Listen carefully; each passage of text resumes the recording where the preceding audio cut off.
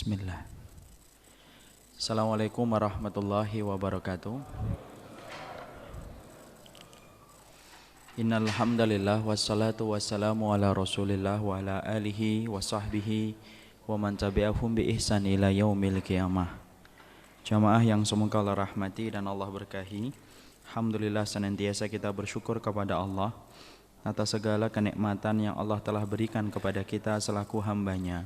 Semoga kita senantiasa menjadi hamba-hamba yang bersyukur sebagaimana bersyukurnya Nabi Sulaiman atas kenikmatan dan limpahan materi yang Allah berikan kepada Sulaiman dan kerajaannya, menjadikan Nabi Sulaiman menjadi hamba yang senantiasa bersyukur atas segala kenikmatan yang telah diberikan kepadanya. Semoga kita senantiasa memperhatikan syukur kita, karena sesungguhnya salah satu di antara perkara yang sangat mempengaruhi kedudukan kita di hadapan Allah, yaitu adalah kesyukuran hati kita, kesyukuran lisan kita, dan kesyukuran anggota badan kita kepada Allah Subhanahu wa ta'ala. Jamaah yang semoga Allah rahmati dan Allah berkahi, alhamdulillah kita dalam kesempatan kali ini kita akan melanjutkan pembahasan kita yang belum sempurna kita uraikan dan kita jelaskan pada waktu sebelum-sebelumnya, yaitu adalah lau takallamal mauta, yaitu adalah tema yang kita bahas, yaitu adalah tema membicarakan tentang andai si mayit bisa bicara. Karena sesungguhnya ini merupakan persoalan yang pasti kita hadapi. Selaku manusia yang hidup, kita pasti akan menemukan kematian. Dan kita tidak ingin menjadi orang yang mati, yang menyesal dengan kematian kita ketika kita tidak mampu balik ke dalam kehidupan di dunia. Inilah yang menjadikan kita mempelajari setiap apapun riwayat yang disampaikan oleh Allah dan Rasul-Nya, ketika Allah dan Rasul-Nya menyampaikan berbagai macam perkataan dan berbagai macam angan-angan ketika seseorang itu telah meninggal dunia. Karena sesungguhnya pada dasarnya kita adalah calon musafir, bukan musafir dalam perjalanan yang pendek, tetapi kita adalah calon musafir dalam perjalanan yang panjang, perjalanan melewati alam barzah dan perjalanan melewati alam akhirat yang panjang tiada putus, dan hanya orang-orang yang mengambil pelajaran dari kematian yang mampu menjadikan kehidupan akhiratnya menjadi kehidupan akhirat yang menyenangkan. Maka kemarin kita telah mempelajari tentang perkara-perkara yang menjadi hakikat kematian. Sekarang kita mulai mempelajari apa yang diimpi-impikan oleh si mayit ketika mereka telah meninggal dunia. Maka para ulama lalu menjelaskan berdasarkan kepada hadis-hadis yang sahih apa yang diinginkan oleh si mayit ketika dia telah meninggal dunia.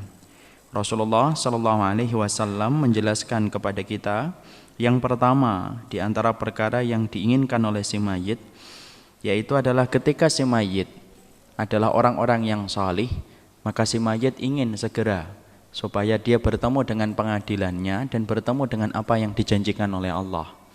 Inilah kondisi yang pertama bagi kondisi orang yang beriman. Ketika dia telah meninggal dunia, tidak ada yang dia inginkan kecuali adalah dia ingin segera diselesaikan urusan-urusan pengadilan yang berlaku kepadanya, dan segera dia mendapatkan janji-janji manis yang telah diberikan oleh Allah Subhanahu wa ta'ala. Berbeda dengan si fajir. Sesungguhnya si fajir ketika dia telah meninggal dunia, dia ingin sekali melambatkan proses pengadilan yang berlaku kepadanya, karena sesungguhnya tidak ada yang paling disesali kecuali adalah ketika dia meninggal dunia. Dan sesungguhnya dia mendapati bahwasannya berita buruk akan menimpa kepadanya ketika dia telah meninggal dunia. Perhatikan dalam salah satu hadis yang disampaikan oleh Rasulullah dalam riwayat Bukhari. Idza wudi'atil janazatu fahtamalaha ar-rijalu ala a'naqihim. Sesungguhnya bila jenazah itu telah diletakkan di atas keranda, maka sesungguhnya dipikul oleh orang-orang yang mengantarkan. Ini berarti menunjukkan dalil bahwasanya jenazah itu dipikul. Ini yang sunnah, ini yang benar. Maka sesungguhnya ketika kita punya mobil ataupun punya kuda, maka yang paling afdal adalah dipikul oleh laki-laki yang ada di sekitarnya yang memikul jenazah itu. Sesungguhnya penggunaan mobil hanya dipakai dalam kondisi darurah, Karena Nabi tidak pernah menggunakan kuda dan tidak pernah menggunakan keledai untuk mengantarkan jenazah di antara para sahabat yang telah meninggal dunia. Kecuali darurah, seperti konteksnya keadaan kita di Jakarta. Antara rumah sahibul musibah dan kuburan begitu jauhnya. Sehingga ketika begitu jauh, darurah, kita darurat menggunakan mobil, tetapi hakikatnya kita harus yakin yang sunnah adalah tidak menggunakan mobil dan tidak menggunakan alat transportasi. Maka kemudian fa in kanat salihatan qalat qaddimuni wa in kanat ghairu salihatin qalat li ahliha ya wailaha aina yadhhabuna biha. Yasma'u sautuha kulla syai'in illal insan walau sami'al insanu la sa'iqa. Kalau dia adalah orang yang beriman, maka dia akan berkata, qaddimuni, maka percepatlah aku untuk bertemu dengan alam barzahku. Dia ingin cepat bertemu dengan alam barzahnya. Dia ingin cepat untuk kemudian mendapatkan kenikmatan-kenikmatan di alam barzahnya. Dia tahu bahwasanya segala amal yang dilakukan oleh dia diterima oleh Allah, dan ini merupakan hari dibalaskannya semua amal-amal perbuatan yang dia kerjakan. Sampai ketika dia yakin, maka dia mengatakan qaddimuni, maka segerakanlah aku untuk bertemu dengan alam barzahku. Fa in kanat ghairu salihatin, kalau kemudian dia bukan orang yang salih, maka sesungguhnya dia akan berkata ya wailaha aina yadhhabuna biha. Kalau dia bukan orang yang salih, ketika catatan lembaran hidupnya penuh dengan dosa dan kemaksiatan, maka orang itu akan berteriak dan berkata, ya wailaha, celaka sekali kalian yang mengangkatku ini. Hei, kemana kamu akan membawaku? Kemana kamu akan menyertaiku? Maka kemudian tinggalkanlah aku. Walau sami'ahal insanu la sa'iqa. Lalu kemudian Rasulullah mengatakan, kalaulah setiap manusia mendengar jeritan si fajir ketika dia telah meninggal dunia, pastilah seluruh manusia akan pingsan saking kerasnya si fajir ketika dia telah meninggal dunia. Ini menunjukkan yang pertama, bahwasanya di antara perkara yang diinginkan oleh si mayit ketika dia adalah orang yang beriman adalah supaya segera cepat diselesaikan segala penghitungan amal yang telah dia kerjakan. Kenapa? Karena dia mengerti bahwasanya amal-amal yang dilakukan olehnya ketika dia taat, ketika dia ikhlas, ketika dia ittiba, inilah hari ketika dia bertemu dengan segala amal soleh yang dia kerjakan. Maka dia berkata, qaddimuni, percepatlah supaya aku bertemu dengan hari pembalasan di antara janji-janji yang telah diberikan oleh Allah. Contohnya gampang, Pak. Sebagaimana kalau seseorang ketika dia telah yakin dia mendapati ranking 1, karena dia melihat hasil-hasil ujian yang diberikan oleh guru rata-rata di atas 9, teman-temannya 7, 6, 5, maka dia pasti ingin cepat sekali untuk mendapatkan rapot, karena dia tahu bahwasanya kalau saya nggak ranking 1, saya ranking 2. Kenapa dia begitu bergembira ketika ditentukan hari pembagian rapot? Karena sesungguhnya disitulah dia akan mendapati apa yang telah dia usahakan ketika dia belajar, betul-betul mendapatkan balasan, yaitu adalah penghargaan ketika dia mendapatkan ranking 1. Tapi perhatikan ketika anak, dia jarang belajar, dia ngerti bahwasanya lembaran-lembaran ujian yang dibagikan oleh guru ternyata tidak sesuai dengan apa yang dia bayangkan, dapat 4, dapat 5, dapat 3. Pastilah ketika hari pembagian rapot deg-degan. Karena apa? Dia merasa jangan-jangan saya tidak naik kelas, jangan-jangan nilai dan rapot saya ini penuh dengan angka merah. Jadi inilah yang menjadi salah satu tanda kegembiraan yang pertama yang Allah segerakan. Orang yang pertama kali ketika meninggal dunia sudah dibedakan oleh Allah. Si mukmin, dia langsung mendapati segala amal soleh yang dia kerjakan itu betul-betul menjadikan dia tenang, sampai dia berkata qaddimuni, percepatlah saya untuk bertemu dengan hari pembalasanku, percepatlah langkahmu ketika aku ingin bertemu dengan alam barzahku. Tapi kalau dia adalah orang yang penuh dengan dosa, dia sudah ngerasa dosanya, maksiatnya, bid'ahnya, syiriknya menjadikan dia ketakutan ketika akan dibawa ke alam barzah. Lalu kemudian dia berteriak sembari dia mengatakan ya wailaha aina yadhhabuna biha, wahai celaka yang membawaku, di mana kalian akan membawaku dan menyeretku, tinggalkanlah aku. Di mana teriakan itu didengarkan oleh setiap manusia.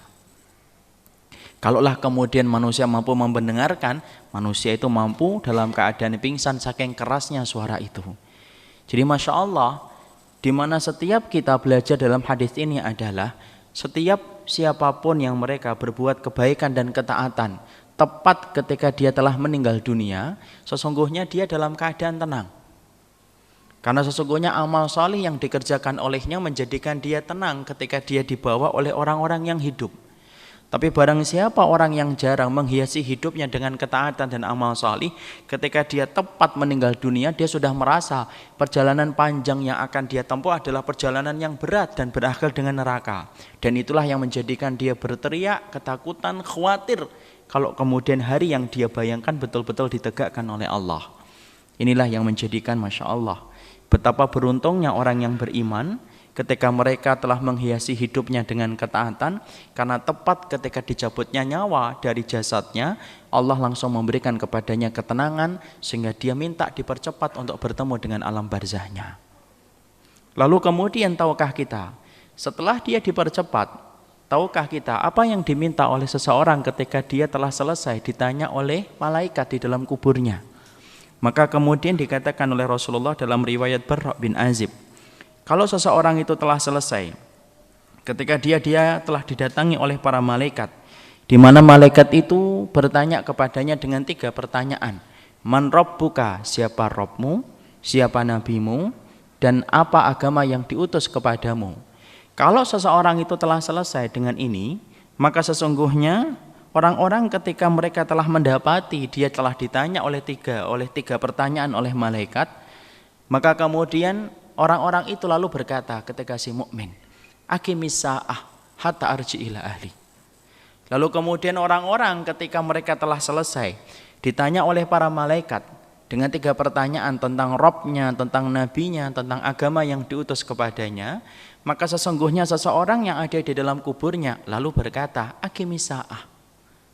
Kalau tadi minta disegerakan untuk bertemu dengan alam barzah, ketika dia sudah selesai berada di alam barzah, ketika dia mendapati mampu menjawab pertanyaan yang diberikan oleh malaikat dengan pertolongan Allah, yusabbitullahu alladhina amanu bil qawli tsabit fil hayatid dunya wa fil akhirah.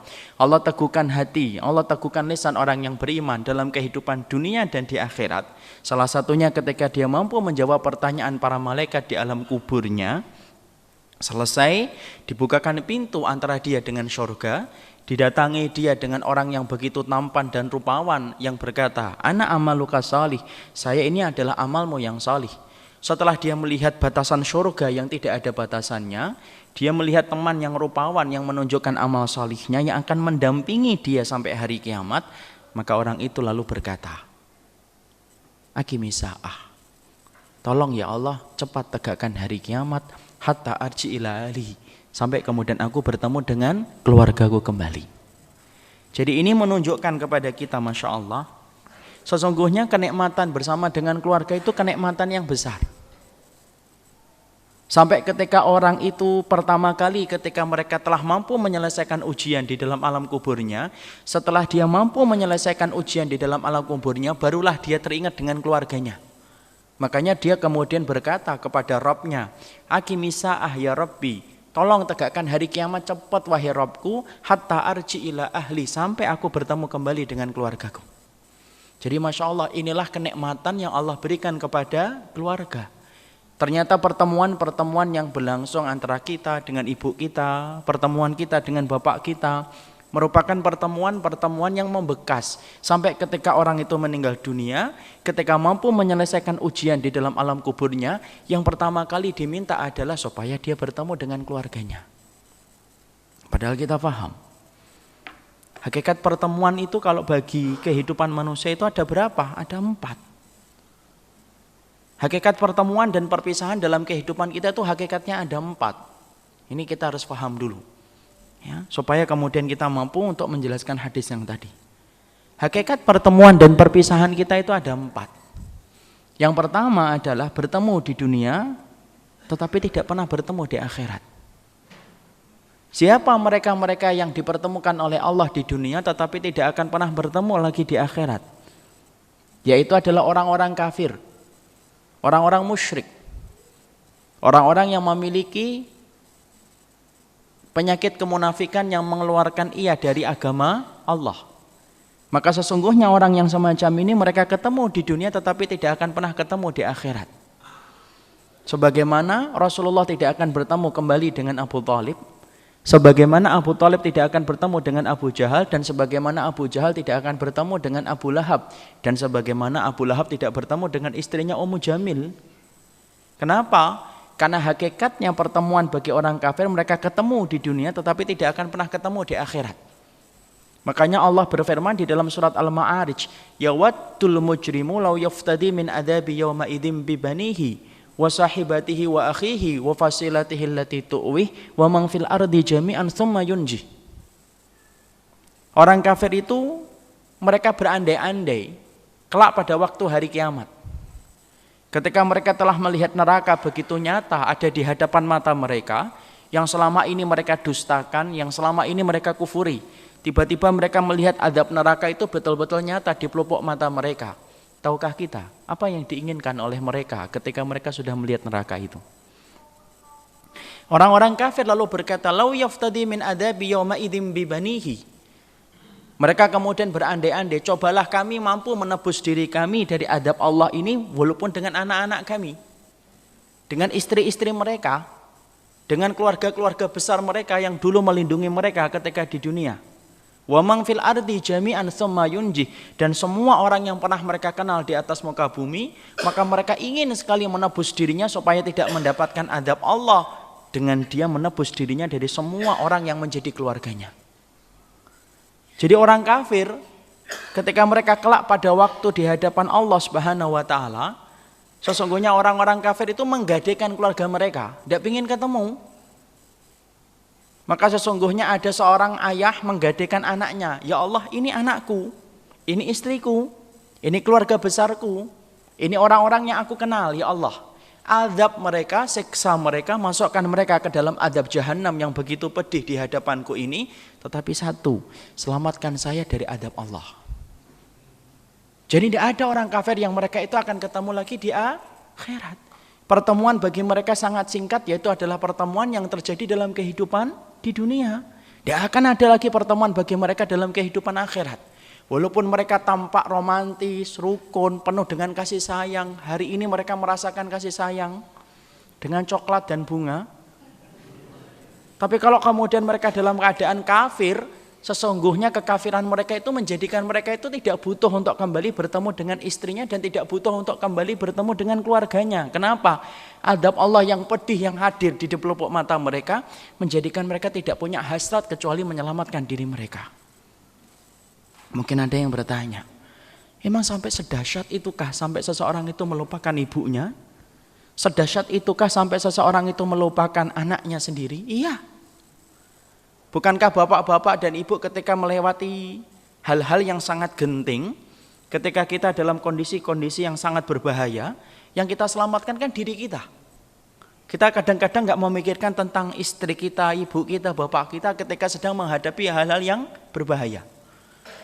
Contohnya ketika kita akan mengendari mobil, ketika akan kecelakaan. Waliyadzubillah, contoh. Nasallallahu alaihi wasallam. Ketika kontrol gas sudah tidak mampu dikendalikan, rem sudah tidak mampu dikendalikan, kita sudah ngerti nih, sepersekian detik kita akan bertabrakan dan berbenturan dengan mobil yang ada di depan.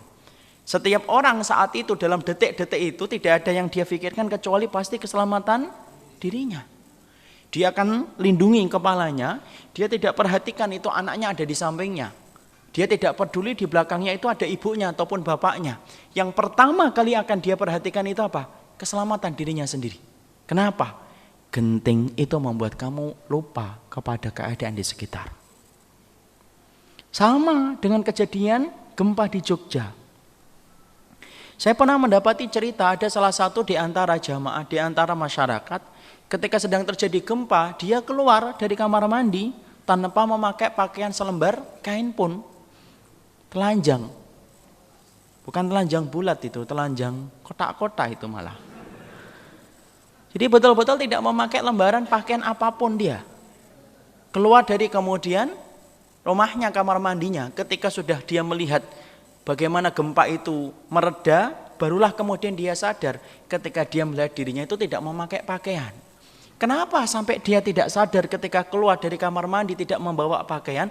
Karena kejadian genting menjadikan dia lupa kalau saat itu dia belum berpakaian ketika keluar dari kamar mandi. Kalau kejadian genting, kejadian gempa, ataupun kejadian kecelakaan menjadikan orang saat itu amnesia terhadap keadaan di sekitarnya, bahkan keadaan dirinya pun kita menjadi lupa, maka wallahi kejadian hari kiamat ketika telah ditampakkan yaitu adalah api neraka nyata di pelupuk mata, maka orang kafir tidak ada yang ingin ketemu dengan siapapun kecuali mereka ingin satu, bagaimana mereka selamat dari azab Allah yang pedih. Makanya kemudian orang-orang kafir itu sampai menggadaikan anaknya. Ini anakku ya Allah, ini istriku, ini bapakku, ini ibuku. Wa fasilatihi allati tu'wih, ini keluarga besarku yang dulu suka melindungi aku. Wa man fil ardi, dan ini semua teman-temanku di atas muka bumi. Azab mereka, siksa mereka. Tapi tolong sisakan aku supaya selamat dari azabmu. Masya Allah. Jadi Masya Allah, inilah yang kemudian kita perhatikan. Jadi kalau ada keluarga kafir sampai kemudian diberikan oleh Allah anak, lalu kemudian anak mereka meninggal pada umur 15-16 tahun, ya segitulah waktu dia bertemu dengan anaknya.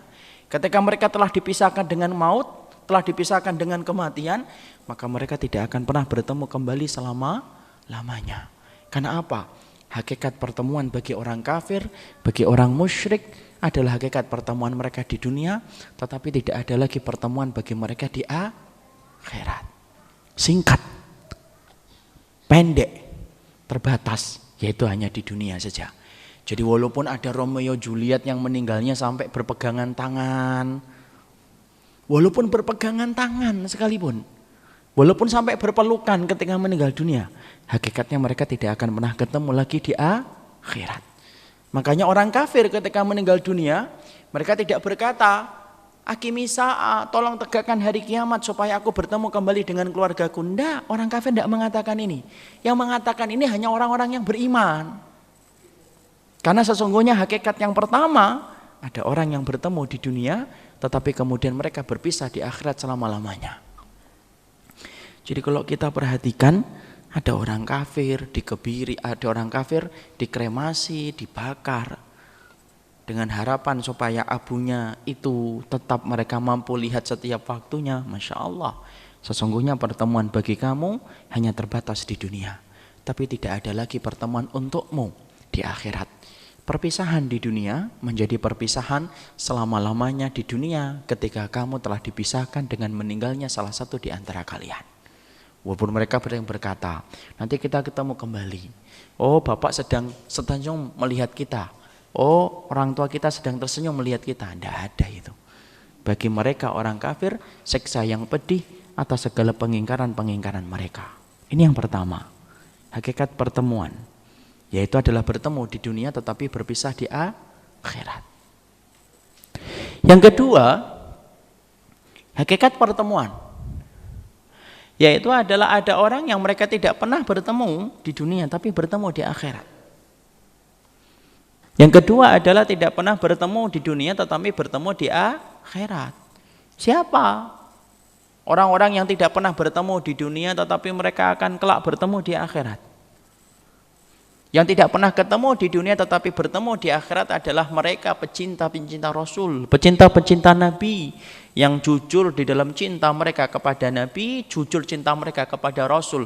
Walaupun mata kita tidak pernah menggambarkan wujud aslinya Nabi, karena tidak pernah melihat wujudnya asli Rasulullah, sesungguhnya ketika antum taat kepada Rasul antum dan Nabi antum, antum akan dipertemukan dengan Rasulullah Sallallahu Alaihi Wasallam. Mayuti'illah wa rasulah fa'ulaika ma'alladina an'amallahu alaihim minan nabiyyin was-siddiqin was-syuhada was-salihin wa hasuna ulaika rafiqa. Allah berfirman di dalam surat An-Nisa 69. Barang siapa orang yang taat kepada Allah dan Rasulnya, maka sesungguhnya mereka itu akan dipertemukan dengan orang-orang yang diberikan nikmat. Siapa itu? Kalangan para nabi dan para rasul. Wasiddiqin, yaitu kemudian orang-orang yang cinta kepada kebenaran. Wasyuhada, dan orang-orang yang mati syahid. Wassalihin, dan orang-orang yang salih. Wahasuna ulaika rafiqa, itulah teman-teman yang terbaik. Jadi Masya Allah, kalau kita Pak ditanya jujur, pernah nggak kita ketemu dengan Rasul? Nggak pernah. Beda dengan sahabat, sahabat kan ketemu dengan Rasulullah. Tapi kita tidak pernah ketemu dengan Rasulullah Sallallahu Alaihi Wasallam. Padahal lisan kita paling sering menyebut nama Rasulullah dalam setiap salawat kita, dalam setiap ibadah kita, di dalam tasyahud kita. Tapi Masya Allah, walaupun antum tidak pernah melihat Rasulullah secara langsung, tetapi ketika antum betul-betul mencintai Nabi, mengamalkan sunnahnya, tunduk dan patuh kepada apa yang diperintahkan oleh Rasulullah, itulah modal antum akan bertemu dengan Rasulullah ketika antum mengikuti Rasulullah, tidak menambah dan tidak mengurangi apapun yang telah dicontohkan oleh Rasulullah. Itulah nikmat yang besar. Nikmat yang besar itu kapan? Nikmat yang besar itu ketemu Rasul. Makanya tidak ada musibah yang paling besar yang menimpa kepada umat Islam kecuali meninggalnya Rasulullah. Bahkan diceritakan di dalam kitab para ulama, salah satunya dari dalam kitab Al-Bidayah wa Nihayah, bagaimana suasana mencekam sedihnya para sahabat ketika mereka baru ditinggalkan Rasulullah. Seakan-akan tangan mereka enggan untuk mereka tarik dari tanah-tanah yang mengubur Rasulullah Sallallahu Alaihi Wasallam karena kesedihan yang berlaku pada zaman itu. Siapa yang paling sedih di antara keluarganya Nabi? Fatimah radhiyallahu anha. Makanya Fatimah selang 6 bulan setelah kematian Rasulullah, setelah wafatnya Rasulullah, keluarga yang paling cepat nyusul Rasulullah yaitu adalah Fatimah radhiyallahu anha, yang merupakan salah satu wanita penduduk surga. Makanya para sahabat saat itu diam, semuanya tenggelam dalam kesedihan. Ali bin Abi Thalib diam, Abu Bakar diam, Umar bin Khattab diam. Mereka kemudian diam ketika baru ditinggalkan Rasulullah Sallallahu Alaihi Wasallam. Karena mereka sepakat ketemu dengan Nabi itu kenikmatan yang luar biasa. Sahabat itu rata-rata menikmati bagaimana pertemuan mereka dengan Rasulullah. Makanya ada seorang sahabat yang datang kepada Nabi dalam keadaan bersedih. Sampai Nabi bertanya kepadanya, "Mali araka hazinan?" Kenapa aku melihatmu dalam keadaan sedih? Naqdu wa naruhu ma'aka ya Rasulullah. Sahabat tersebut lalu berkata, "Ya Rasulullah, kami di waktu pagi, sore selalu bertemu dengan wajahmu. Yang kami sedihkan adalah bagaimana nanti ketika engkau telah meninggal dunia, bagaimana nasib kami ya Rasulullah. Tentunya surga kami belum tentu sama dengan surganya engkau." Dan akhirnya ketika Rasulullah tidak mampu menjawab kesedihan sahabat ini, Allah turunkan surat An-Nisa tadi 69 menjawab kesedihan sahabat tadi, bahwasanya barang siapa yang taat sama Allah dan Rasulnya, mereka ketemu dengan Nabi. Tapi perhatikan, jangan melakukan bid'ah.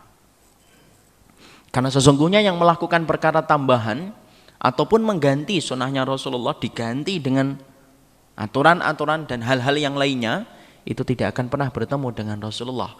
Karena sesungguhnya Rasulullah Sallallahu Alaihi Wasallam, beliau sudah mengingatkan, "Inni faradtukum alal haudi."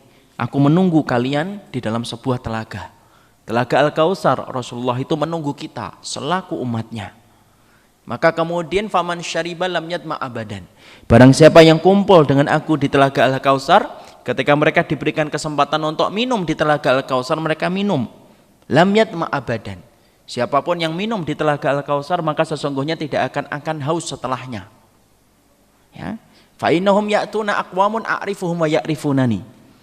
Lalu kemudian Nabi melanjutkan, datang umatku yang begitu banyak, aku mengenal mereka dan mereka mengenal aku dari bekas air wudhu mereka. Aku mengenal mereka pula. Maka kemudian fahala baini wa bainahum. Kemudian ternyata ada penghalang antara diriku dengan umatku yang begitu banyak tersebut. Lalu kemudian Rasulullah saking sedihnya ketika dipisahkan dengan umatnya yang begitu banyak, Rasul kemudian bersabda, "Innahum ummati, innahum ummati." Ya Allah, mereka umatku, mereka umatku. Kenapa mereka tidak mampu berkumpul dengan aku di telaga Al-Kautsar? Lalu kemudian suara menjawab Nabi, "Innahum ummatuka walakinnahum ahdatsu ba'daka." Betul, mereka umatmu wahai Muhammad, tetapi sesungguhnya mereka menambah-nambah apa yang telah kamu tinggalkan untuk mereka, sehingga mereka tidak mampu bertemu denganmu di telaga Al-Kautsar ini. Masya Allah. Jadi belum tentu kalau menjadi umatnya Nabi akan bertemu dengan Rasulullah, kecuali orang-orang yang mencintai Nabi, mengamalkan sunnahnya Rasulullah, merekalah yang akan bertemu dengan Nabi, walaupun dalam kehidupan dunia kita tidak pernah bertemu dengan Rasulullah Sallallahu Alaihi Wasallam. Ini hakikat yang kedua. Tidak pernah ketemu di dunia, tetapi bertemu di akhirat. Siapa? Orang yang ngikutin Nabi, orang yang ngikutin Rasul, maka sesungguhnya mereka akan dipertemukan dengan Rasulullah Sallallahu Alaihi Wasallam. Ada yang ketiga, hakikat yang ketiga. Hakikat yang ketiga adalah mereka yang ketemu di dunia, tetapi kemudian mereka akan bermusuhan di akhirat. Jadi hakikat yang ketiga adalah orang-orang yang mereka ketemu di dunia tetapi bermusuhan di akhirat. Siapa ini? Ini adalah keluarga-keluarga muslim, beribadah kepada Allah, beriman kepada Allah, bertemu dalam keadaan Islam, tapi ternyata mereka tidak pernah mengingatkan dan tidak pernah memberikan nasihat tentang hari berbangkit, tidak pernah memberikan nasihat tentang surga, tidak pernah memberikan nasihat tentang neraka, tidak pernah memberikan nasihat tentang hari terhitungnya segala amal untuk dihisap oleh Allah. Maka sesungguhnya mereka yang ketemu di dunia dalam keadaan menjadi muslim, tetapi mereka tidak pernah mengingatkan orang yang mereka temui di dalam nasihat-nasihat kebaikan menuju kepada Allah, mereka ketemu di dunia tetapi bermusuhan di akhirat. Allah katakan di dalam surat Az-Zukhruf 67, Al-akhillau yawma idzin ba'dhuhum li ba'din adu illal muttaqin. Allah berfirman di dalam surat Az-Zukhruf 67, berapa banyak orang yang mereka itu saling mencintai di dunia,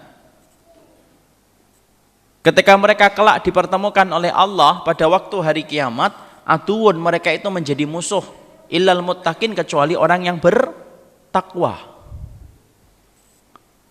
Jadi orang-orang yang mereka itu ketika mereka di dunia saling mencintai, mereka saling menyayangi. Tapi ketika mereka saling mencintai dan mereka saling menyayangi, sesungguhnya mereka ketika saling mencintai dan saling menyayangi tidak pernah menjadikan mereka saling memberikan nasihat tentang kebaikan dan kebenaran. Seorang suami tidak pernah mengingatkan istrinya ketika istrinya membuka aurat. Seorang istri tidak pernah mengingatkan suaminya ketika suaminya bekerja pada profesi-profesi yang syubhat dan profesi yang haram. Seorang ayah tidak pernah mengingatkan tentang anaknya ketika anaknya dinodai kehormatannya oleh seorang laki-laki yang belum menjadi suaminya. Semuanya ketika ketemu di dunia tidak pernah mengingatkan tentang urusan akhirat dan urusan surga dan neraka, kelak mereka akan bertemu dalam keadaan bermusuhan. Masya Allah. Jadi ternyata inilah yang menjadikan kita, kenapa kita di dalam keluarga wajib bagi kita untuk senantiasa mengingatkan mereka tentang hakikat kebenaran. Karena apabila kita diam, tidak pernah mengingatkan tentang keluarga kita, tidak pernah kita menyampaikan nasihat untuk mereka, sesungguhnya pertemuan kita di dunia akan menjadi sebab permusuhan di akhirat ketika kita tidak mengingatkan tentang Allah dan Rasulnya. Masya Allah. Hari ini coba kita lihat berapa banyak keluarga muslim rukun, tapi kerukunan itu semu disebabkan mereka tidak pernah mengingatkan keluarganya. Seorang anak dibiarkan bebas oleh ibunya dan bapaknya, mau berpakaian apapun didiamkan. Ayahnya ingin disebut sebagai ayah yang toleran, membiarkan anaknya melakukan kemaksiatan. Maka apabila yang semacam ini, segala macam pertemuan, apabila pertemuan yang terjadi di dunia tidak menambah ketaatan, tidak pernah mengingatkan tentang surga dan neraka, maka sesungguhnya mereka akan terkena sifat yang ketiga, ketemu di dunia tetapi bermusuhan di akhirat. Maka kemudian sampai Imam Ibnu Abbas menerangkan, ada suami digugat istrinya, ada istri digugat suaminya, ada anak menggugat orang tuanya, semuanya saling menggugat. Ketika mereka dalam kehidupan dunia tidak pernah mengingatkan tentang kebenaran dan tidak pernah mengingatkan tentang kehidupan akhirat. Ini loh yang menjadikan kita, seorang suami mengingatkan istrinya kalau salah. Seorang istri mengingatkan suaminya ketika salah, supaya kamu bertemu di dunia dan bertemu di akhirat. Karena sesungguhnya yang kita khawatirkan adalah yang ketiga. Yaitu adalah yang ketiga itu adalah ketemu di dunia tetapi mereka bermusuhan di akhirat. Ingetin anak-anaknya. Kalau anak-anaknya mereka itu melakukan dosa, melakukan kemaksiatan. Karena kemaksiatan yang dilakukan oleh anak kita, ketika kita diem, ketika kita biarkan, maka sesungguhnya kemaksiatan itu akan menjadi sebab permusuhan. Makanya Allah jelas mengatakan al-akhillau. Sesungguhnya orang yang saling mencintai, kelak pada waktu hari kiamat, mereka akan menjadi musuh satu dengan yang lainnya, illal muttaqin, kecuali orang yang bertakwa. Jadi Masya Allah, inilah hakikat yang ketiga.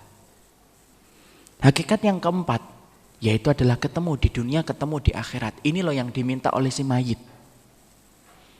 Ya, yaitu ketemu di dunia, ketemu di akhirat. Mari kita buka surat At-Tur.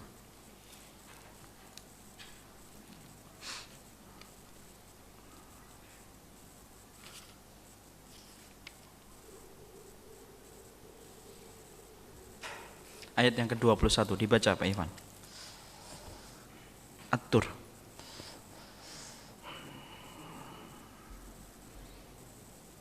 At-Tur ayat yang ke-21. At-Tur itu surat yang ke-52. Ayat 21 sampai 26 sampai 27. Surah At-Tur ayat 21.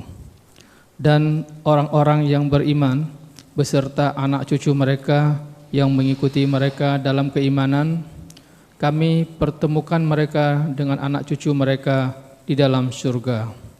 Dan kami tidak mengurangi sedikit pun pahala amal kebaikan mereka.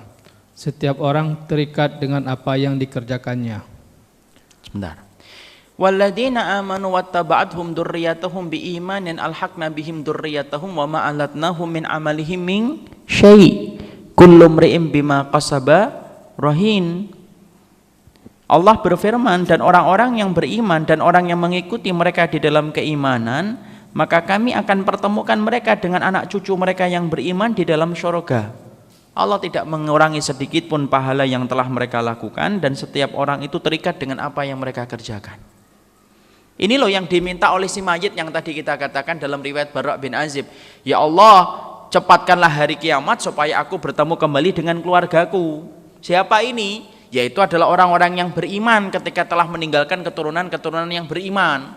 Karena sesungguhnya menjadi janjinya Allah, orang yang beriman ketemu di dunia, mereka akan ketemu lagi di akhirat. Pertemuan yang pada hakikatnya adalah pertemuan yang sesungguhnya itu bukan pertemuan di dunia. Pertemuan yang pada hakikatnya itu adalah pertemuan yang terjadi di akhirat. Karena kalau kita hanya mengandalkan pertemuan di dunia, Masya Allah, pertemuan di dunia itu singkat. Berapa banyak seorang anak baru saja merasakan nikmatnya membalas kebaikan orang tua, tapi orang tuanya meninggal dunia. Berapa banyak orang tua yang baru merasakan nikmatnya ketika dia mendapati anaknya sudah mulai sholih dan taat kepadanya, Allah mencabut nyawa anaknya. Karena pertemuan di dunia itu sifatnya singkat. Orang mukmin itu orang yang tidak pernah punya keinginan ketemu selama-lamanya di dunia. Kenapa? Secinta apapun antum kepada orang yang antum cintai, ingat antum akan berpisah dengan dia. Karena Rasulullah mengatakan ahbib habibaka haunamma fa innaka mufarikum bihi. Cintailah orang yang paling kamu cintai, tapi ingat fa innaka mufarikun bihi. Tapi kamu pasti akan pisah dari dirinya. Jadi kalau kemudian hari ini kita menginginkan supaya kita lama dengan ibu kita dan bapak kita pengen lama dengan bersama suami dan istri kita, mustahil. Dan sesungguhnya pertemuan di dunia itu adalah pertemuan yang banyak menyisakan ujian. Kadang kita menangis, kadang kita merintih, kadang kita merasakan keadaan yang tidak nyaman. Itulah pertemuan di dunia. Orang mukmin bukan ini yang dicari. Orang mukmin nanti dicarinya di akhirat. Walladzina amanu wattaba'athum dzurriyyatahum biimanin. Sesungguhnya orang yang beriman akan dipertemukan dengan keluarga mereka yang beriman dari anak cucu mereka yang beriman. Inilah indahnya ketika ketemu lagi di surga. Selesai? Belum. Teruskan Bapak Iwan. Ayat 22. Dan kami berikan kepada mereka tambahan berupa buah-buahan dan daging dari segala jenis yang mereka ingini. Wa amdatnahum bi fakihati wa lahmi mimma yashtahun. Kami tambah dengan kenikmatan-kenikmatan, yaitu adalah bifaqihatin wa lahmi mimma yashtahun, dengan buah-buahan dan daging yang mereka inginkan. Artinya pertemuan di akhirat, ketika dipertemukan di surga, yang diminta oleh si mayit ketika baru saja mereka menyelesaikan pertanyaan di alam barzah, itu adalah pertemuan yang tidak dikurangi dengan mencari penghidupan. Kenapa? Sudah dijamin dagingmu, sudah dijamin buah-buahmu. Allah yang menjamin. Jadi tidak ada lagi seorang anak berkata, "Bu, saya tinggal dulu ya. Kantor saya jauh di luar kota, saya tinggal dulu." Itu kan kalau kita di dunia. Berapa banyak di antara kita lagi senang-senangnya sama bapak, kita pisah. Kenapa? Bapak tidak mau ikut kita ke tempat kita mendapatkan pekerjaan. Dan kita tidak bisa tinggal sama bapak karena pekerjaan kita di kota yang jauh dari bapak. Itu kalau sifat pertemuan di dunia. Kalau di akhirat, tidak perlu lagi pisah untuk nyari pekerjaan. Allah yang kemudian jamin, wa amdadnahum bifaqihatin wa lahmin mimma yashtahun. Kita lanjutkan ikhwan, salatnya kita takhir setelah tema pembahasan kita sempurnakan. Dilanjutkan Pak Ivan. Ayat 23. Di dalam surga itu mereka saling mengulurkan gelas yang isinya tidak menimbulkan ucapan yang tidak berfaedah ataupun perbuatan dosa. Yatanaza'una fiha ka'san la lahum fiha wa la ta'sin. Artinya mereka saling menjamu satu dengan yang lainnya. Inilah gambaran sebagaimana gambaran kita di dunia.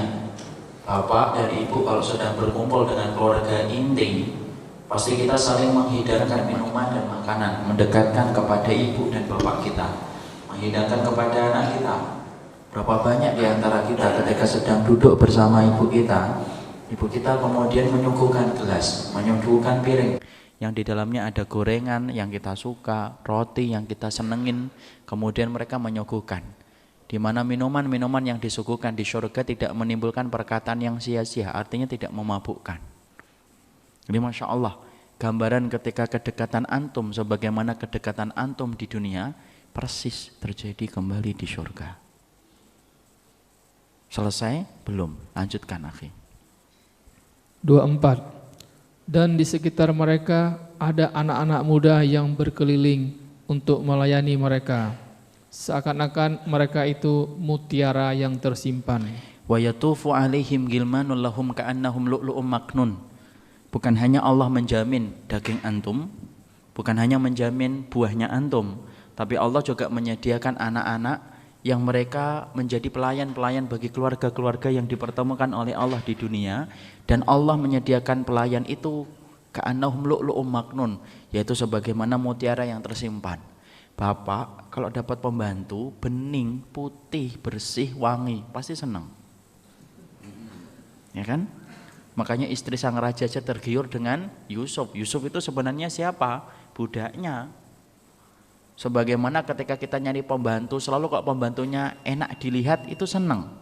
Itu fitrah manusia. Allah kemudian mensifati pelayan-pelayan bagi keluarga-keluarga yang ketemu di akhirat, yaitu dengan pelayan ka'annahum lu'lu'um maknun, sebagaimana mutiara yang tersimpan. Masya Allah. Senangnya kayak apa? Allah sempurnakan dari semua sisi. Bukankah kita kalau ketemu di dunia, kita juga ada pembantu? Di antara sebagian kaum muslimin, bukankah mereka memiliki pembantu? Di mana pembantu itu meringankan beban mereka ketika di dunia. Allah mempertemukan keluarga, orang-orang yang beriman dan salih. Allah pertemukan mereka di dunia, Allah pertemukan mereka di akhirat. Dan ketika Allah pertemukan mereka di akhirat, Allah jadikan pembantu-pembantu mereka bagaikan mutiara yang tersimpan. Selesai? Belum. Lanjutkan. Dan sebagian mereka berhadap-hadapan satu sama lain, saling bertegur sapa. Wa aqbala ba'dhum ala ba'di yatasaalun. Saling dipertemukan. Aqbala yuqbilu dari qabila yaqbalu. Artinya berhadap-hadapan. Jadi kemudian ketika saya sama Pak Ivan dekat berhadap-hadapan, itu namanya aqbala. Kami akan jadikan keluarga-keluarga itu bukan berjauh-jauhan. Kalau antum bukan berada pada keluarga inti, antum berjauh-jauhan. Sembari kita ngobrol berjauh-jauhan. Biasanya kalau kita lihat di ruang tamu, kenapa sih ruang tamu lebih banyak diisi dengan kursi? Karena memang kalau bukan keluarga inti, tidak perlu deket-deketan. Tapi beda, kalau kita berada pada keluarga inti kita, gelesoran di atas tikar, di atas karpet, bareng-bareng. Kita kadang-kadang tidur di atas pangkuan ayah. Ayah kita sembari kemudian gelendotan kepada istrinya. Kadang-kadang kita sembari diusap-usap kepalanya oleh ayah kita. Semuanya berdekatan. Allah jadikan pertemuan kelak di akhirat, ikhwan. Ketika antum hari ini sudah pisah sama bapak dan ibu antum, maka sesungguhnya kalau kita beriman sebagaimana bapak ibu kita beriman, Allah pertemukan kembali. Wa aqbala ba'duhum ala ba'di yatasa'alun. Kami pertemukan sebagian dari mereka dengan mereka kembali, yatasa'alun, sembari mereka saling bertanya. Kalau kemudian kita perhatikan, apa yang mereka tanyakan? Sebagian para ulama mengatakan mereka bertanya tentang keadaan-keadaan yang membuat mereka itu mendapatkan kebahagiaan itu. Gimana keadaanmu nak? Masya Allah ya kamu taat. Sampai kemudian kita diberikan janji surga yang seindah ini. Jadi bagi mereka ketika sudah dipisahkan ratusan tahun, ketika mereka dulu di alam barzah, maka sesungguhnya perpisahan mereka walaupun ratusan tahun itu seakan-akan menjadi perpisahan yang baru terjadi kemarin. Jadi Masya Allah, kita lihat nih zat Nabi Adam ketika dipertemukan kembali dengan keluarganya, seakan-akan mereka baru berpisah kemarin. Karena hari ini Masya Allah, ada kan di antara antum yang sudah ditinggalkan bapak ibu antum dari antum SMP, sudah puluhan tahun. Kadang-kadang kita meneteskan air mata pengen bertemu lagi dengan ibu dan bapak yang mencintai kita. Allah pertemukan kalau antum beriman, sebagaimana orang tua kita beriman. Dan ketika dipertemukan, yatasa'alun, saling bertanya-tanya. Indah betul, Masya Allah. Ini loh yang menjadikan orang yang mati itu pingin untuk cepat-cepat hari kiamat. Kenapa? Karena nikmatnya untuk bertemu kembali dengan keluarga mereka. Orang kafir menginginkan itu enggak. Mereka enggak pingin ketemu lagi dengan keluarganya. Orang fasik pengen ketemu lagi dengan keluarganya, enggak. Mereka enggak pengen ketemu lagi dengan keluarganya. Hanya orang yang beriman yang dikatakan oleh Nabi dalam riwayat Bara' bin Azib yang mengatakan aqimis sa'ah hatta arji'a ila ahli. Ya Allah, cepat tegakkan hari kiamat supaya aku ketemu kembali dengan keluargaku. Selesai kenikmatannya? Belum. Allah tambahkan lagi. Ayat 26. Mereka berkata, sesungguhnya kami dahulu sewaktu berada di tengah-tengah keluarga kami merasa takut akan diazab. Teruskan ayat 27. Ayat 27. Maka Allah memberikan karunia kepada kami dan memelihara kami dari azab neraka. Ini kuncinya. Kunci yang menjadikan mereka kenapa pengen ketemu lagi dengan keluarga mereka. Qalu inna kunna qablu fi ahlina musyfikin famannallahu alaina wa waqana adzabas samum. Sesungguhnya kami dulunya adalah keluarga yang senantiasa takut kepada Allah, maka Allah memberikan kepada kami kenikmatan ini dan menjaga kami dari api neraka. Jadi inilah yang menjadi kebahagiaan besar yang diinginkan oleh si mayit ketika dia pingin cepat diselesaikan urusan-urusan amalnya. Dia tahu ketika urusan amalnya diselesaikan dalam hisabnya Allah, dia pasti mendapatkan surga. Dia sudah ngerasa. Dan tidak ada yang diinginkan ketika selesai dengan semua urusan itu, kecuali dia pingin cepat ketemu lagi dengan keluarganya. Makanya kemudian yang bahagia adalah 4 pertemuan yang dijelaskan oleh Al-Quran. Yang bahagia itu yang kedua dan yang keempat. Yang tidak pernah ketemu di dunia, ketemu di akhirat, yaitu ketemu dengan Rasul. Atau yang keempat, ketemu di dunia, ketemu di akhirat. Makanya kalau kita bersama dengan keluarga kita, Masya Allah, tidak pernah mengingatkan keluarga kita, tidak pernah menyabarkan keluarga kita untuk senantiasa ingat kepada jalan kepada Allah Subhanahu wa Ta'ala, maka sungguh-sungguhnya pertemuan kamu di dunia menjadi sebab permusuhan di akhirat. Ini loh yang menjadikan kita senantiasa menikmati setiap nasihat yang ditegakkan di atas keluarga kita. Itu yang akan menjadikan kamu akan dipertemukan kembali oleh Allah di dunia dan di akhirat. Ini Masya Allah. Tidak semua orang ketika mereka ketemu di dunia akan ketemu di akhirat. Ada yang ketemu di dunia tidak pernah ketemu di akhirat. Ada yang tidak ketemu di dunia ketemu di akhirat. Ada yang ketemu di dunia bermusuhan di akhirat. Dan yang paling bahagia orang yang ketemu di dunia ketemu di akhirat. Inilah yang kita inginkan. Jadi Masya Allah, kalaupun hari ini kita berpisah dengan orang yang kita cintai, itu hanya masalah waktu, keberangkatan yang berbeda. Jadi kalau hari ini kita mendapati orang tua kita telah meninggal 2 tahun, 3 tahun yang lalu, itu hanya masalah waktunya saja yang beda. Selama tujuannya sama, yaitu adalah surga, ketemu lagi. Antum misalkan ke Jakarta Kota, tujuannya sama-sama Jakarta Kota. Saya berangkat jam 6, antum berangkat jam 9, tidak ada masalah. Yang penting di Jakarta Kota kita ketemu. Tapi yang menjadi perpisahan itu apa? Kalau kemudian kita sudah ditinggalkan orang yang kita cintai, yang satu ke surga, yang satu ke neraka, itulah baru hakikatnya perpisahan. Ya. Makanya siapa yang paling mereguk kenikmatan ini ketika baru berpisah dari ruhnya, yang mereguk kenikmatan itu adalah orang yang beriman. Langsung dia berkata, cepatkanlah aku bertemu dengan alam barzah. Setelah dia bertemu dengan alam barzah, dihisab dengan 3 pertanyaan oleh malaikat, kemudian dia berkata, segerakanlah hari kiamat untuk ditegakkan supaya aku ketemu lagi dengan keluargaku. Masya Allah, indah betul. Inilah yang memupuk keyakinan kita. Kalau ingin ketemu lagi dengan anggota keluarga kita, tolong ingatkan bapaknya, ingatkan ibunya, ingatkan diri kita, ingatkan istri kita, ingatkan anak-anak kita, supaya mereka semuanya berada dalam ketaatan. Itulah modal yang dikatakan oleh mereka, qalu inna kunna qablu fi ahlina musyfikin. Ya Allah, dulunya kami menjadi orang yang takut kepadamu ya Allah, sampai engkau memberikan kenikmatan dan kemuliaan bagi kami ketemu di dunia dan di akhirat, dan menjaga kami dari adab neraka. Yang kita khawatirkan itu yang keempat tadi, yang ketiga, ketemu di dunia bermusuhan di akhirat. Jangan ngejar toleran kalau hanya untuk mengundang kemurkaan Allah. Kadang-kadang banyak suami itu yang pengen disebut toleran oleh istrinya. Wah, suami saya itu toleran betul. Saya mau ngapa-ngapain diem aja dia. Justru toleran ketika membiarkan dan mendiamkan, toleran yang akan berakibat kepada permusuhan di akhirat. Sama pula kalau istri kita kemudian mengingatkan kita terhadap kesalahan kita, kalau dia benar apa yang dia sampaikan, terima. Itulah modal bagaimana dia pengen ketemu lagi di akhirat dan di dunia. Karena para sahabat di antara mereka pengen ketemu di dunia dan mereka pengen ketemu lagi dengan istri mereka di akhirat. Kayak siapa? Kayak Ummu Darda dan Abu Darda.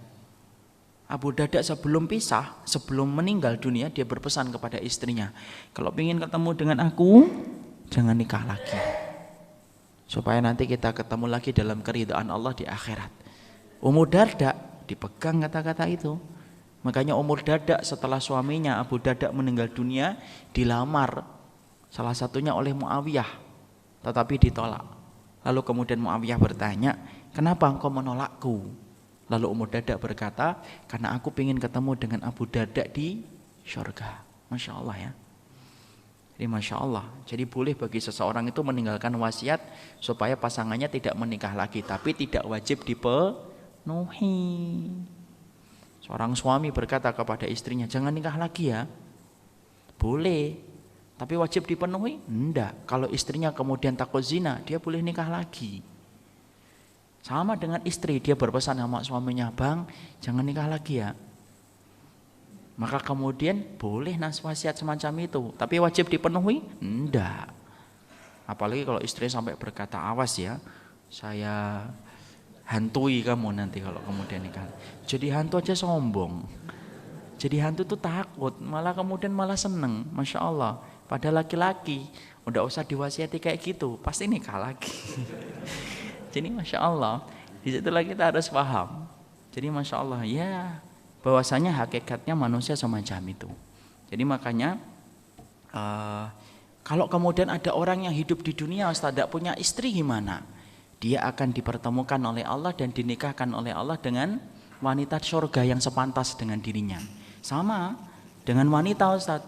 Kalau wanita yang solehah tapi tidak punya suaminya atau suaminya masuk neraka, bagaimana? Syekh Utsaimin menjawab, sesungguhnya wanita-wanita yang kelak mendapatkan surga padahal suaminya tidak mendapatkan surga, atau dia belum bersuami sampai dia meninggal dunia, dia akan dipertemukan dan dinikahkan dengan laki-laki penduduk surga yang dipilih oleh Allah. Kayak siapa? Kayak Asia, penduduk surga atau tidak? Penduduk surga. Asia itu penduduk surga.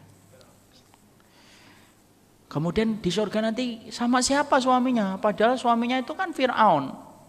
Dinikahkan, kata Syekh Utsaimin dalam riwayat-riwayat para salafus salih, sesungguhnya Aisyah nanti dinikahkan dengan Rasulullah sallallahu alaihi wasallam. Maryam binti Muzahim penduduk surga atau tidak? Penduduk surga. Tapi kan nggak punya suami, betul. Nanti di surga dinikahkan dengan siapa? Dinikahkan dengan Rasulullah, karena yang setingkat dan sebanding dengan keimanan Maryam dan sebanding dengan keimanan Aisyah yaitu adalah Rasulullah sallallahu alaihi wasallam. Kalau kemudian ada seorang laki-laki istrinya 4 kumpul sama siapa? Ya 4-4-nya. Loh nanti cemburu Ustaz. Emang antum kira dijaga permai cemburu? Tidak ada itu. Di surga tidak ada cemburu. Maka sebagaimana kalau ada seorang istri, dia nikah dengan laki-laki, laki-lakinya meninggal dunia. Lalu kemudian dia menikah lagi. Meninggal lagi dunia. Kemudian menikah lagi. Meninggal lagi. Tiga-tiganya masuk surga. Tiga-tiganya masuk surga Ustaz, laki-lakinya. Masya Allah, itu berarti wanitanya solehah betul itu. Karena laki-lakinya tiga-tiganya masuk surga. Terus sama siapa jodohnya? Maka kemudian para ulama berbeda pendapat. Ada yang mengatakan yang paling akhir. Lah bagaimana dengan nasib dua suaminya yang sebelumnya? Akan dinikahkan oleh Allah dengan perempuan wanita surga yang sepantas dengan mereka. Ada yang mengatakan sesungguhnya dia akan disuruh untuk memilih. Laki-lakinya disuruh untuk kemudian berdiri, lalu kemudian wanita itu suruh memilih. Tapi pendapat yang paling kuat yaitu adalah dia akan disampingkan oleh Allah, akan disandingkan oleh Allah dengan laki-laki yang paling baik akhlaknya di antara 3 laki-laki itu. Masya Allah. Kalau suaminya baru 1 ya sudah 1 aja, tidak usah mengharapkan 3. 1 aja tentu suaminya masuk surga. Jadi kemudian disitulah kita harus memahami. Itulah yang pertama. Yang kedua dan yang pertama sekaligus, yaitu adalah keinginan keinginan mayit ketika telah meninggal dunia cepat dia diselesaikan urusannya dan cepat bertemu dengan keluarganya. Apa yang kedua, apa yang ketiga dan apa yang keempat kita teruskan insya Allah dalam pembahasan kita berikutnya insya Allah. Berarti belum selesai. Wallahu a'lam bishawab. Nanti kita akan teruskan pembahasan kita andesi mayit jilid yang keempat. Jadi yang kedua apa, yang ketiga apa, yang keempat apa. Semoga kita nanti diberikan kekuatan oleh Allah tidak menjadi orang yang menyesal sebagaimana si mayat ketika menyesal. Ini yang dapat saya sampaikan. Ada yang ingin ditanyakan, saya persilahkan. Iya, Pak Gunawan. Yang mana dulu? Yang mana dulu? Sana dulu ya.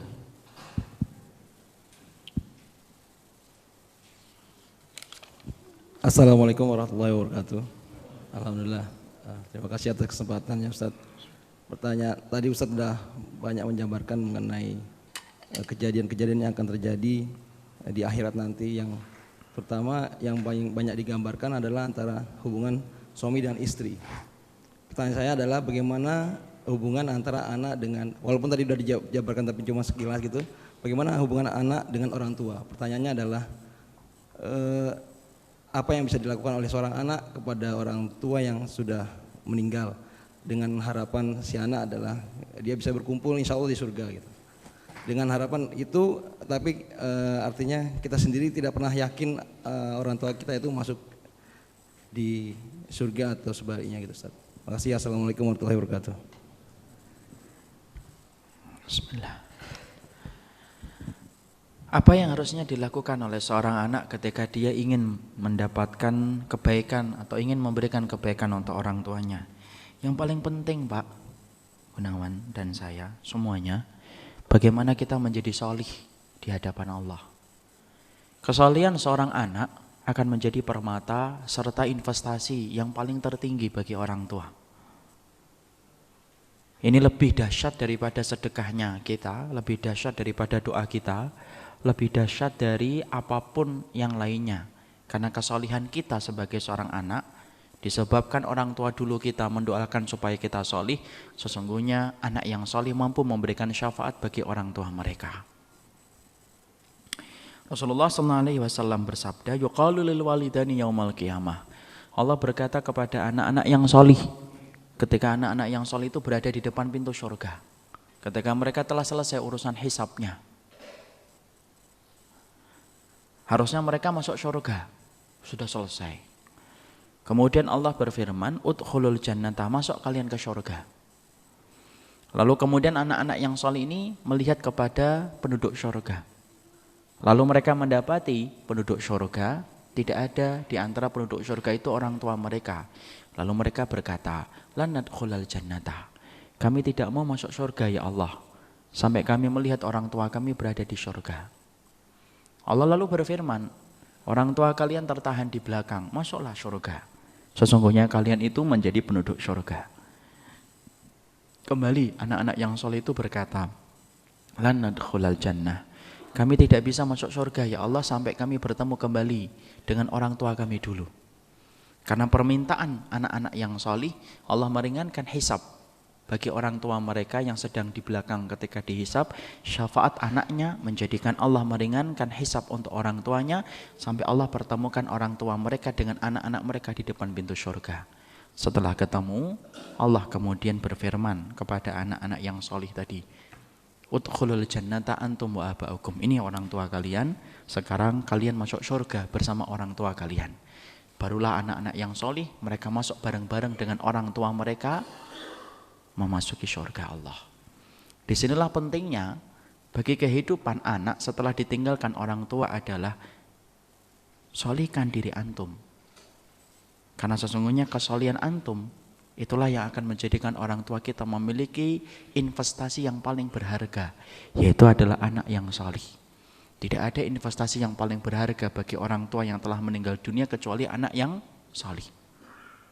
Karena ketika antum solih, kesolihan antum saja sudah menjadi kebaikan untuk orang tua antum. Ketika antum berdoa, doanya antum cepat diterima oleh Allah untuk orang tua antum. Ketika antum melakukan kebaikan, orang tua antum mendapatkan pahala pula atas kebaikan yang antum kerjakan. Karena apa? Itu termasuk amal jariah disebabkan orang tua kita yang mendidik kita. Tapi kalau antum tidak solih, tidak akan mampu memberikan syafaat bagi orang tua kita. Doa kita mungkin sulit dikabulkan oleh Allah ketika kita tidak solih, dan itulah yang menjadi musibah setiap orang tua ketika tidak mendapati anaknya solih dan anaknya solihah. Masya Allah, beruntung betul bagi setiap orang tua yang telah mendapati anaknya solih dan anaknya solihah, maka sesungguhnya dia telah mendapatkan syafaat di samping syafaatnya Rasulullah, yaitu adalah anak-anak yang solih. Makanya Pak, dari kecil barang siapa yang sudah punya keturunan, didiklah anak kita untuk menjadi hamba-hamba yang solih. Masalah rezeki anak kita diatur sama Allah, bukan diatur oleh antum.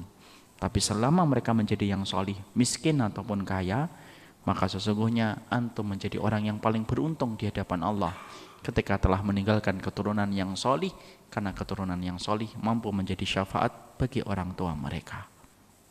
Allah alam bisawab. Yang kedua, terakhir.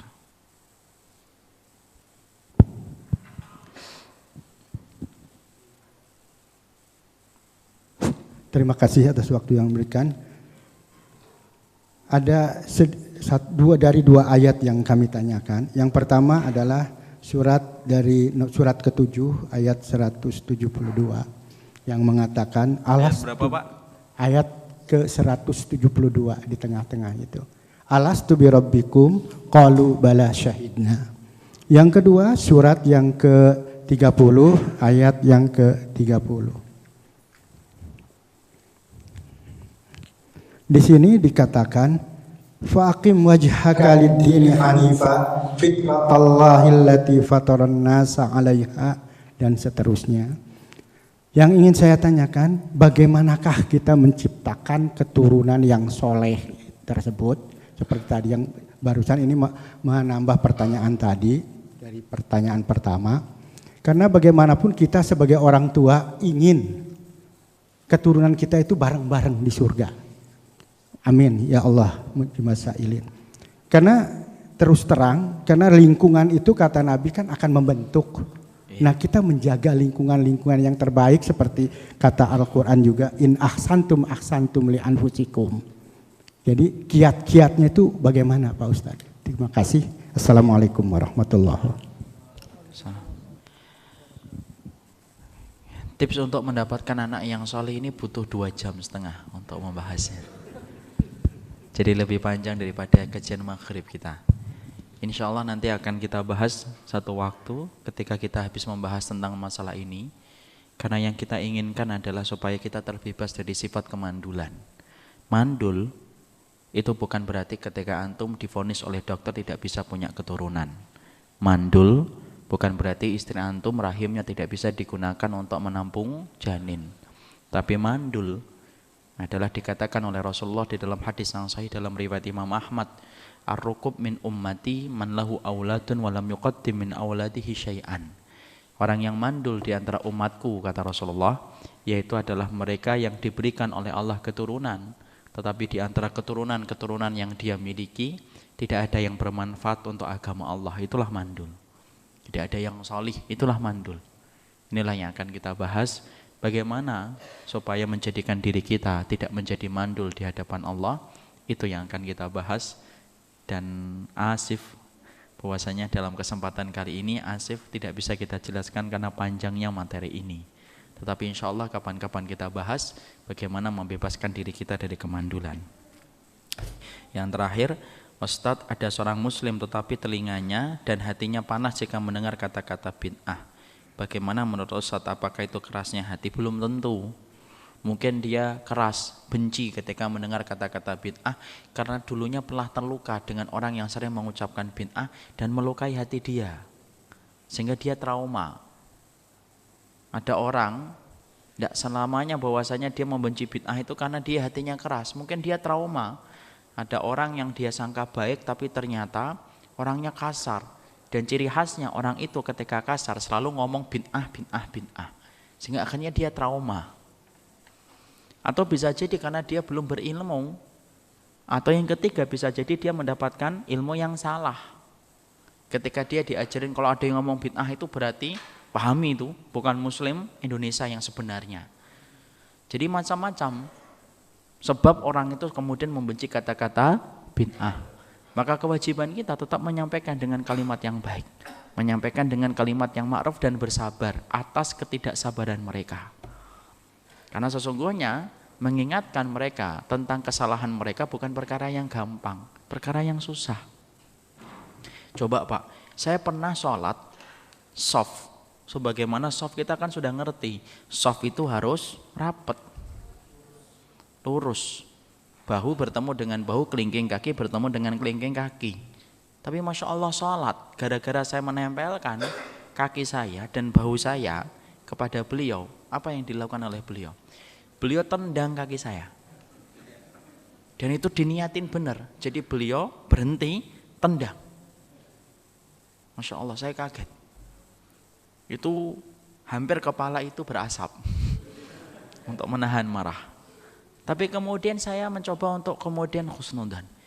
Sujud, di mana sujud itu kan akhirnya ketemu tangan dengan tangan, siku dengan siku kan ketemu, otomatis.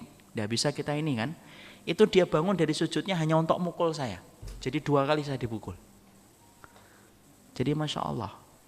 Sampai akhirnya saya itu selama sholat itu mikir, luar biasa.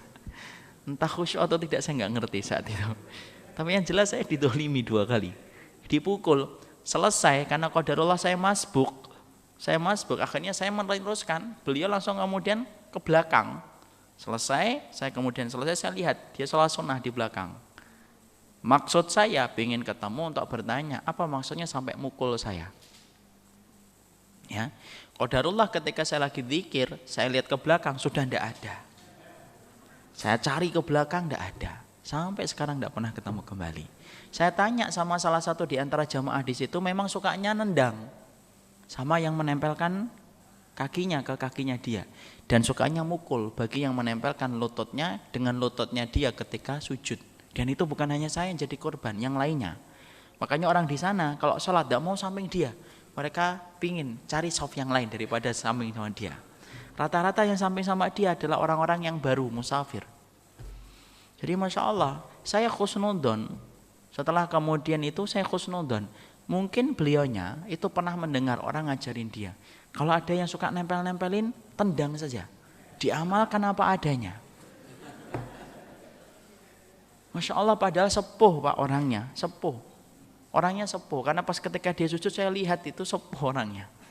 Jadi Masya Allah, belum tentu dia melakukan itu karena sengaja, tapi karena mungkin saja karena dia mendapatkan pengajaran yang salah, mungkin dia mendapatkan contoh yang salah sampai kemudian melakukan hal yang semacam itu. Kewajiban kita bukan kemudian membalas dengan yang sama, tapi kewajiban kita adalah bersabar atas kejahilan orang-orang di sekitar kita ketika mereka belum paham. Susah Ustadz, memang susah.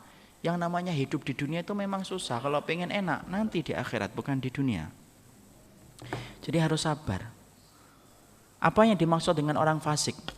Fasik itu dari kata fuwaisiqah, kharaja anisyai, sesuatu yang keluar itu namanya fasik.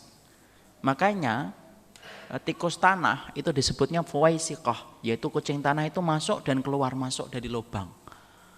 Kata fasik yang keluar dari ketaatan, fasik itu ada dua, fasik shaghir atau fasik asghar dan fasik akbar.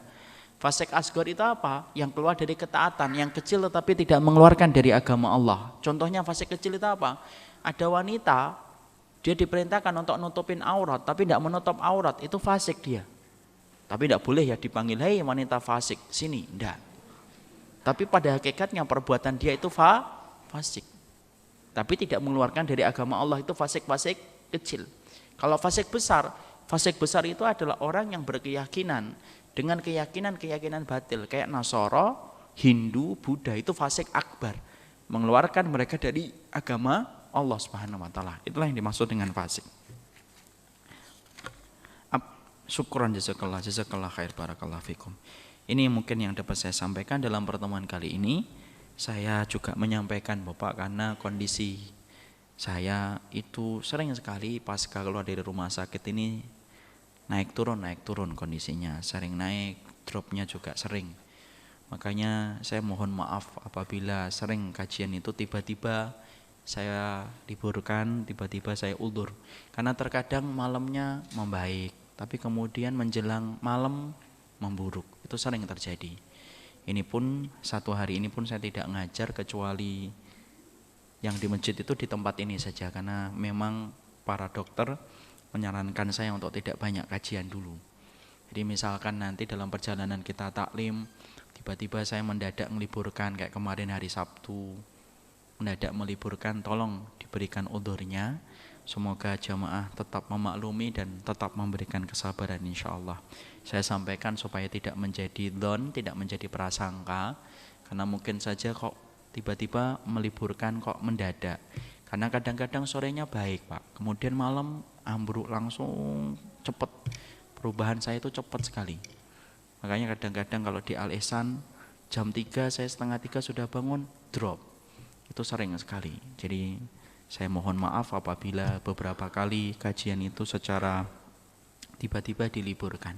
Semoga kesabaran terutama bagi para pengurus dan jamaah itu adalah kesabaran yang diberikan oleh Allah, pengganti yang lebih baik. Ini yang dapat saya sampaikan. Subhanakallahumma wa bihamdika asyhadu an la ilaha illa anta astaghfiruka wa atubu ilaik. Assalamualaikum warahmatullahi wabarakatuh.